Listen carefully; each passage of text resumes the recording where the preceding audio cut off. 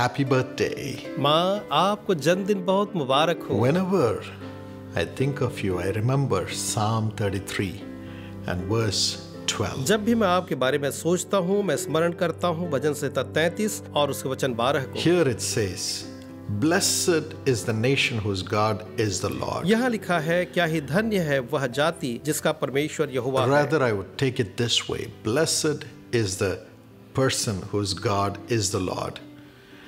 The people he chose for his inheritance, they are blessed too.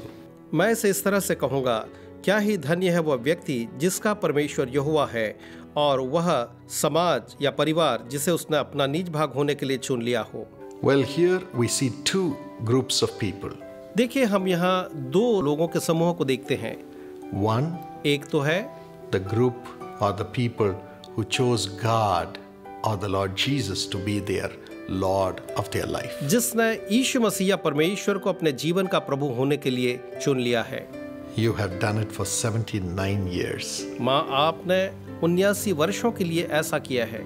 Number two, और दूसरी बात, you have allowed God to choose you and you have served him faithfully for so many years and so you are blessed. आपने परमेश्वर को मौका दिया है कि परमेश्वर ने आपको चुना और इतने वर्षों तक आपने विश्वास योग्यता से उसकी सेवा की है। Now the scripture says that in verse 11, the plans of the Lord stand firm forever, the purposes of his heart through all generations. और जैसा वचन 11 में कहता है, परमेश्वर की वह योजना आपके लिए पूरी होती है, जो वह युक्ति सदा सर्वदा स्थिर रहेगी और उसके मन की कल्पनाएं पीढ़ी से पीढ़ी तक आपके लिए बनी रहेंगी।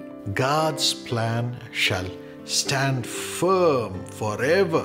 परमेश्वर की योजना हमेशा के लिए स्थिर रहेगी And it will come to all generations.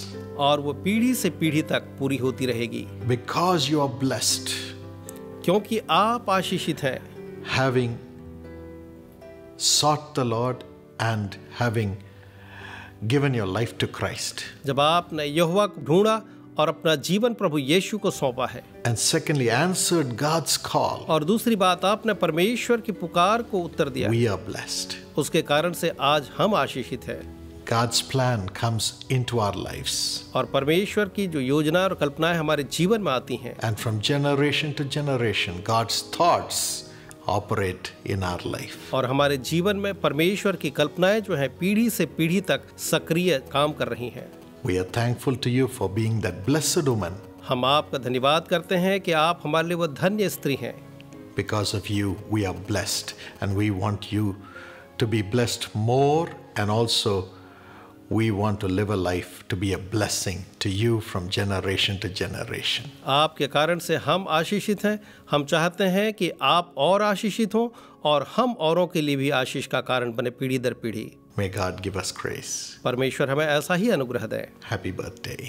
आपको फिर से एक बार जन्मदिन बहुत मुबारक हो।